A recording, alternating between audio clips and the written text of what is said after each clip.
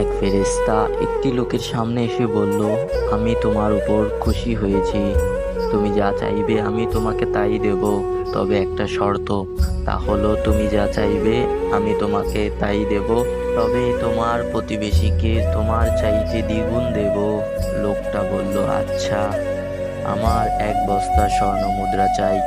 ফেরেশতা তাকে 1 বস্তা স্বর্ণ মুদ্রা দিল। এতে তার প্রতিবেশীও 2 বস্তা স্বর্ণ মুদ্রা পেল। লোকটি বলল, আমার একটা মার্সিডিজ গাড়ি চাই। ফেরেশতা তাকে মার্সিডিজ গাড়ি দিল। তার প্রতিবেশীকে 2টা মার্সিডিজ গাড়ি দিল। লোকটি বলল, আমার একটা আলিশান মহল চাই।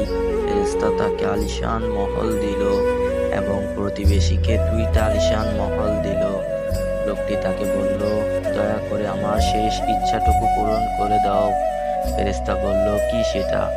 লোকটি বলল, তুমি আমার একটি চোখ